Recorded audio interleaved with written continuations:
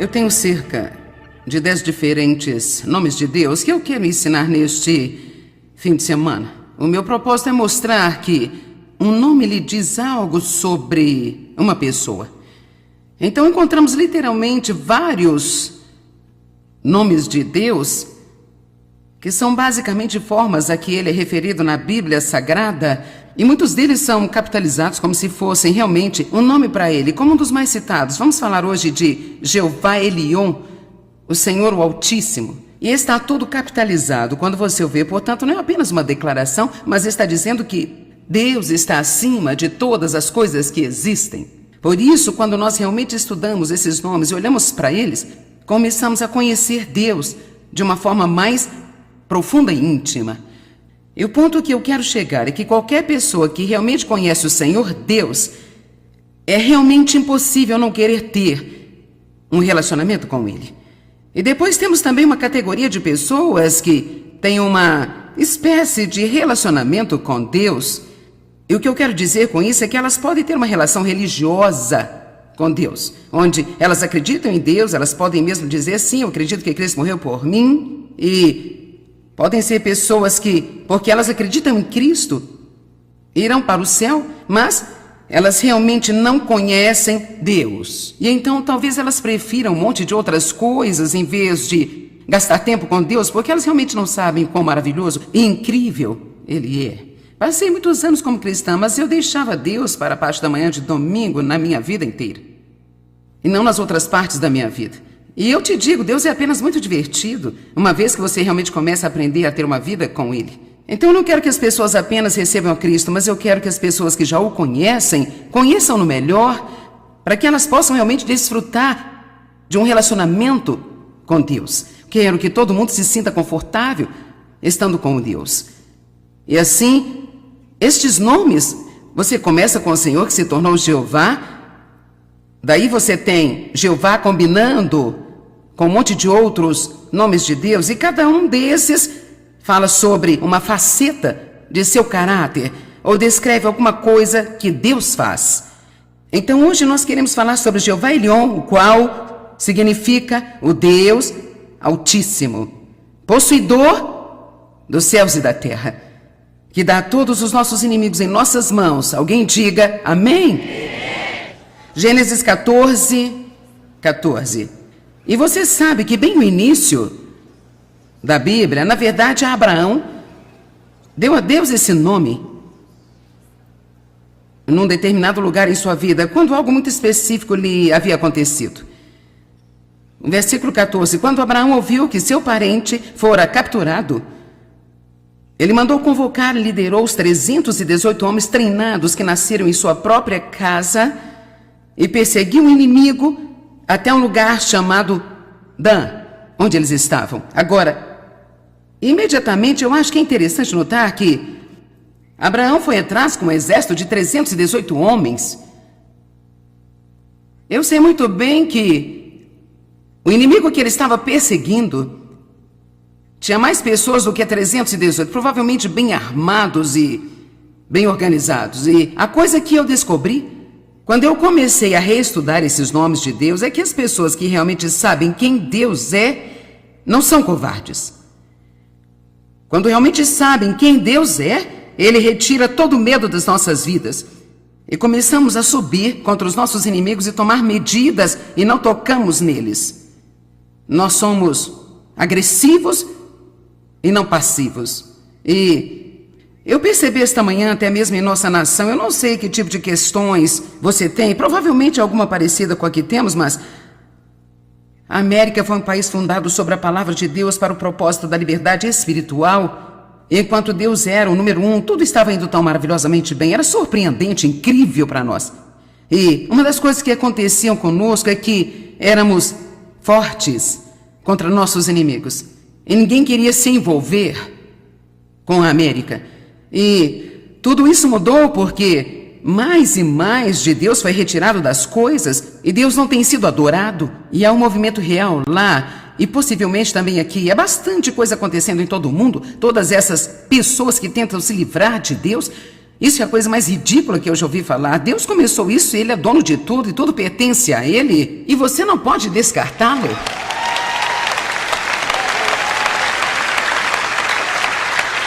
Mas parece que agora, quanto mais de Deus é retirado das coisas, menos ousados nós somos, menos corajosos estamos, mais toleramos as coisas, menores nossos exércitos estão se tornando.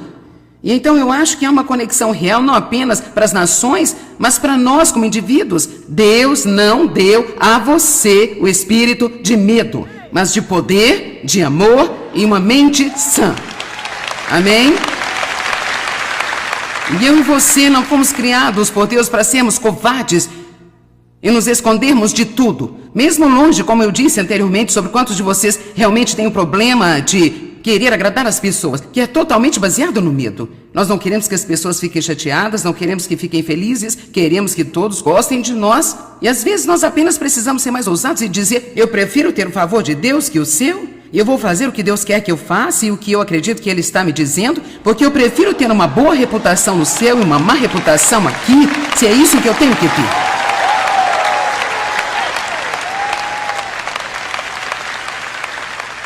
Então, ele foi atrás deles com 318 empregados domésticos treinados. Versículo 15: atacou-os durante a noite, ele e os seus servos, e assim derrotou a todos eles e os perseguiu até chegar em Obá, que fica ao norte de Damasco. Recuperou todos os bens e também trouxe de volta ao seu parente Ló e tudo o que ele possuía, as mulheres e os prisioneiros. Então, de forma simples, Abraão tomou de volta o que o inimigo tinha roubado. Você me ouviu? Quando sabemos quem Deus é, podemos ter de volta aquilo que o inimigo tem roubado. Tudo bem? O versículo 17, voltando, ele, Abraão, da vitória e da derrota de... Como é? Aquele lugar. Sinto muito, mas eu apenas não falo bem todos esses nomes, sabe, gente? Às vezes tenho que pedir às pessoas para escrevê-los foneticamente em papel para mim. E você não está feliz que eu não sou a única que não pode fazer todas as coisas? Que você não é o único? E os reis que estavam com ele, o rei de Sodoma saiu-lhe ao encontro no vale de Safé, isto é, o vale do rei. Ora, Melquisedeque, rei de Salém, mais tarde chamado Jerusalém, trouxe pão e vinho agora para o seu alimento. E ele era o sacerdote do Deus Altíssimo. Agora, veja o verso 19. E abençoou e disse: bendito, favorecido, com bênçãos, seja feliz, alegre, seja Abraão, pelo Deus Altíssimo, o possuidor, criador do céu e da terra. E assim, portanto, vemos Deus sendo chamado Jeová Elion, o Deus Altíssimo, criador dos céus e da terra, aquele que, se seguirmos, nos permitirá ter de volta tudo que o inimigo tem roubado de nós. Alguém dê um brado de louvor.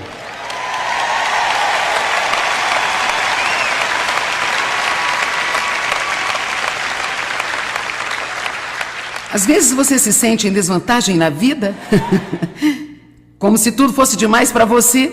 Imagine ir para a guerra com 318 homens apenas. E você está prestes a ver algo aqui em Juízes com Gideão, que é igualmente impressionante. Juízes, capítulo 6, versículo 1. Mas os israelitas fizeram mal aos olhos do Senhor, e o Senhor os entregou na mão dos midianitas por 7 anos. Então, Israel não estava fazendo o que Deus lhes pediu para fazer e para ser honesto a qualquer hora. Que nós não fazemos o que Deus nos pede para fazer, nós apenas nos machucamos. Nós, na verdade, abrimos uma porta para o inimigo em nossas vidas. Submeta-se a Deus, resista ao diabo e ele fugirá. Mas você não pode só resistir ao diabo.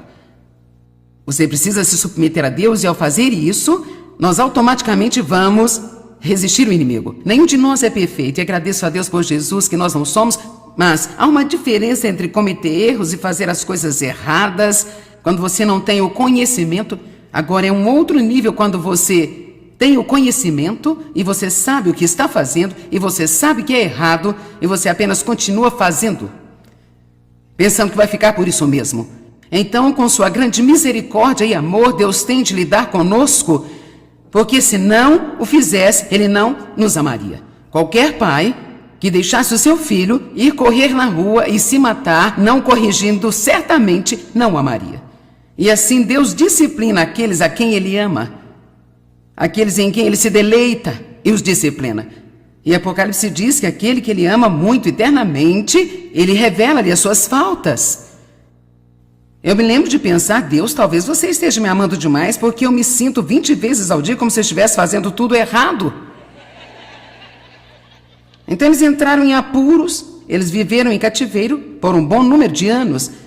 Mas o nosso Deus sempre tem alguém preparado com quem Ele quer trabalhar para trazer libertação para o seu povo. Obviamente, Ele nos traz livramentos através de Jesus, mas Ele também envia pessoas para nos ajudar. Ele envia pessoas para tentar nos tirar dos nossos absurdos e nossa estupidez e nos tirar desse caminho largo e voltar para o caminho estreito. Deus usou pessoas assim na minha vida. Eu espero e oro para que Ele possa me usar assim na vida de algumas pessoas aqui hoje. Deus encontrou um homem chamado Gideão e disse-lhe no versículo 12: e o anjo do Senhor apareceu a ele, sendo ele Gideão, e disse-lhe: o Senhor está com você, ó poderoso, destemido guerreiro. Agora é interessante ver que Deus viu a Gideão totalmente diferente do que Gideão via a si mesmo, que geralmente é o nosso caso. Se qualquer um de nós pudéssemos ver como Deus vê a nós e ver o que nós somos realmente capazes de... Veja, a maioria de vocês não tem ideia do que você é capaz. Você talvez ainda não entende que é ridículo para mim estar fazendo o que eu estou fazendo. Porque com toda a verdade e honestidade, eu não tenho a capacidade de fazê-lo, eu não tenho a educação para fazê-lo, eu não tenho inteligência para fazê-lo. E assim, quando você se reveste com Deus...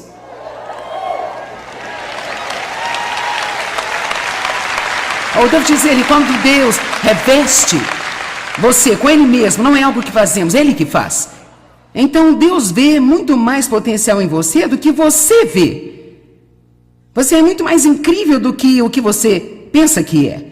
E Satanás ama que você se sente e pense sobre o que você não é, o que não faz, o que não pode, e o que você não tem, e ter você se comparando com todo mundo lá fora. Mas Deus quer que você veja você mesmo da maneira como Ele te vê.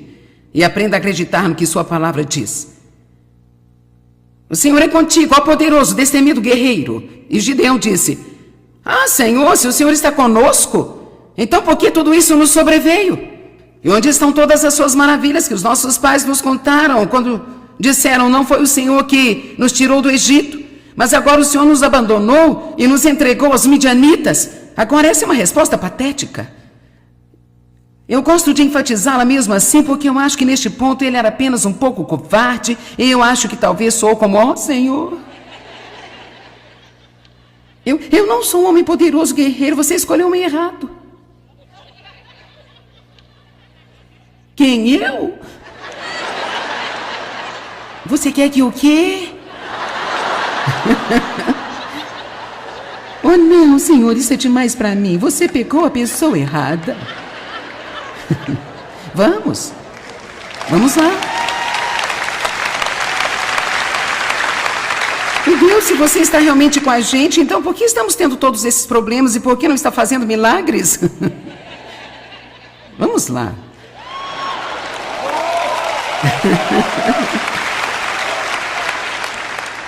Principalmente porque Deus não quer ter que vir e nos livrar de tudo sem que façamos alguma coisa. Ele gostaria que nós nos levantássemos contra algumas coisas e disséssemos: se Deus é por mim, quem será contra mim? Se Deus está do meu lado, a quem eu vou temer?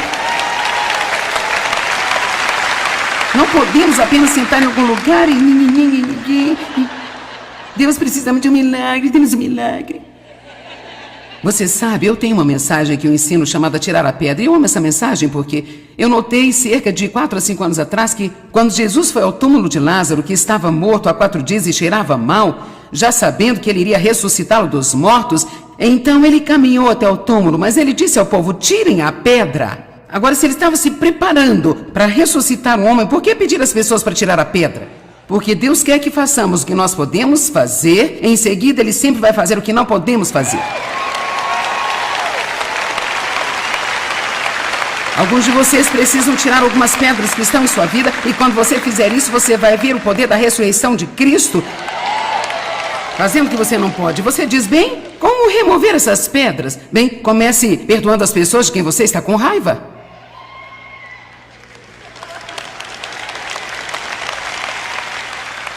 Bem, mas é tão difícil. Eu só preciso de Deus para me livrar dos meus inimigos.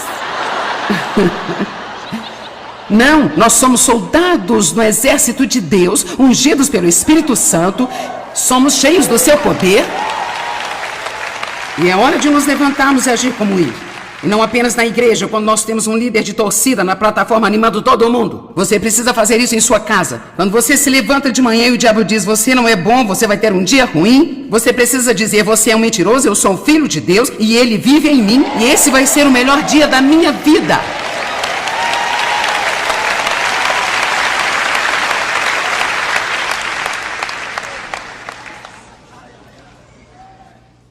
E assim, depois desse discurso de Gideão, Deus não desistiu. O Senhor se voltou para ele no verso 14 e disse, vai nesta tua força, vai libertar Israel das mãos dos midianitas, não sou eu quem está te enviando? E Gideão lhe respondeu, ó Senhor, como eu posso libertar Israel? Eis que a minha família é menor de Manassés, e eu sou menor na casa de meu pai. Isso não é triste?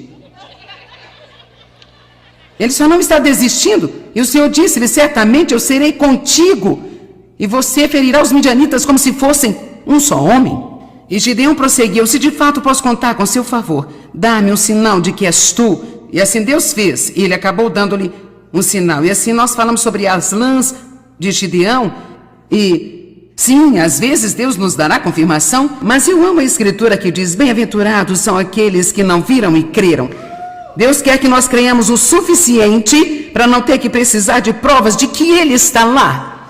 Você me ouviu? Deus quer que eu o conheça o suficiente para não ter que ter um monte de sinais além de coisas acontecendo. Se você ainda não ouviu nada de Deus em 5 anos, então basta continuar fazendo o que Ele lhe falou da última vez. Quando Deus quiser fazer alguma coisa, não se preocupe, Ele sabe como se comunicar, ok? Amém? Eu sei que é difícil, você sabe, porque Deus é invisível, não pode ser visto, e nós precisamos dele para fazer coisas. Queremos que ele faça as coisas, mas é como eu disse na noite passada, eu acho que às vezes nós estamos olhando para estas grandes coisas e nós vemos acontecendo, e então nós precisamos olhar para as pequenas coisas em nossas vidas que realmente constroem a nossa fé a tal ponto que ninguém será capaz de nos convencer de que Deus não vai fazer grandes coisas na hora certa. Cada um de vocês, deixe-me dizer, eu acredito que Deus mostra-se em cada uma das nossas vidas a cada dia, se nós apenas aprendermos a reconhecê-lo e vê-lo. Amém?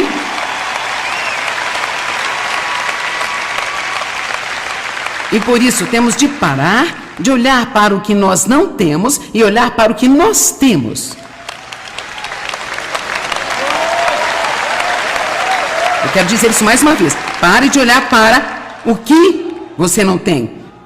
E olhe para o que você tem. Juízes 6:34. Então o Espírito do Senhor revestiu Gideão consigo mesmo e tomou posse dele e com toque de trombeta convocou o clã dos Abiezritas para segui-lo. Assim, Deus enviou Gideão para fazer algo que era impossível, mas tornou-se possível quando Deus Altíssimo, possuidor dos céus e da terra, revestiu Gideão com ele mesmo. Deixe-me lhe dizer algo. Muitas vezes antes de eu vir para aqui, eu oro e peço a Deus para lançar o seu manto em torno de mim, me permitir sair e fazer o que Ele quer que eu faça. E se aprendemos a confiar mais em Deus, é incrível o que você pode fazer que você não sabia que podia fazer, só porque Deus está com você. E eu pensei sobre Gideão, e isso foi tão incrível. Oh Deus, revestiu Gideão consigo mesmo. Eu pensei, uau! Daí eu tive outro pensamento, mas ele vive em nós. Eu prefiro tê-lo no meu interior. Eu disse, eu prefiro tê-lo dentro do que fora de mim. Ele revestiu os profetas do Antigo Testamento, mas o temos no interior. Ele não está indo e vindo, ele fica aqui.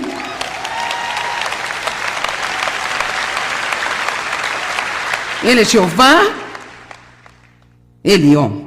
Eu amo a escritura em 1 Samuel 14:6. Não importa a Deus salvar com muitos ou com poucos. Não importa a Deus salvar com muitos ou com poucos. Deixa eu lhe contar uma pequena história que ajuda a ter este ponto de vista. Voltando aos primeiros anos de nosso ministério, quando eu estava tendo pequenas reuniões em St. Louis, totalmente dependente de Deus. Nessa época, David tinha largado o emprego em tempo integral e por isso Deus tinha que aparecer. E sabe, não só tínhamos as despesas do ministério, mas todo o nosso salário que precisávamos saía disso. E então tivemos nessas reuniões e você chega ao ponto onde pode contar com uma certa quantia em cada reunião e sabe quais são as suas despesas. E se você não tiver cuidado, você pode superestimar quantas pessoas estão lá na reunião e você começa, dependendo de todas essas coisas, você pode ver um pouco mais de Deus do que você não pode ver. Amém? E por isso, tivemos uma tempestade de neve. Numa manhã, quando eu fui fazer a reunião da manhã, eu acho que foi uma reunião de quinta-feira, e por isso, só tínhamos talvez 10, 12 pessoas. E toda vez que eu tentava pregar, vinha aquela luta com a preocupação sobre o que vou fazer, o que vamos fazer, o que vamos fazer. E eu ouvi esta escritura no meu coração. Para ser honesta, eu nem sabia que eu sabia que ela estava lá naquela época, mas eu só ouvi isso. Não importa para mim quantas pessoas estão aqui, posso salvar de qualquer jeito. Apenas aconteceu que naquele dia havia uma mulher rica cujo marido era um cara famoso na indústria do esporte. Ela não vinha o tempo todo, mas ela estava lá neste dia e ela deu um cheque que foi generoso bastante, que mais que compensou pelas pessoas que não estavam lá. E a oferta naquele dia foi maior do que teria sido se tivéssemos tido uma centena de pessoas. Não importa a Deus salvar com muitos ou com poucos, enquanto nós tivermos nossos olhos nele. Eu quero encorajá-lo, como eu disse, se você tiver um pedido especial e você não o enviou, a única maneira de você mandá-lo a nós a tempo para hoje, embora seja bem-vindo a qualquer hora, e você pode fazê-lo online. E estamos tão animados em sermos capazes de orar por você. Na verdade, vamos orar por algumas necessidades bem agora. Então, coloque suas necessidades diante de Deus nesta hora. Pai, nós agradecemos a você em nome de Jesus por sermos capazes de ajudar as pessoas através da oração, porque quando oramos em seu nome, estamos apresentando ao Pai tudo o que você é, não o que nós somos. E estamos gratos a Deus, pois apesar de sermos imperfeitos, se chegarmos com confiança ao seu trono, você vai atender às nossas necessidades, sem má vontade, ou até mesmo sem nos lembrar das nossas falhas. Então, Pai, agradeço-lhe por quaisquer que sejam essas necessidades, sejam financeiras, ou relacionais, ou físicas, espirituais, sejam elas quais forem. Deus, nós sabemos que você vê os detalhes de cada uma. E nós levantamos essas a você e agradecemos você por abençoar todos os nossos amigos e parceiros deste ministério. Agradecemos por suprir todas as necessidades. Há áreas que estamos feridos e o Senhor está nos curando. Por isso, obrigada por fazê-lo. Em nome de Jesus. Amém.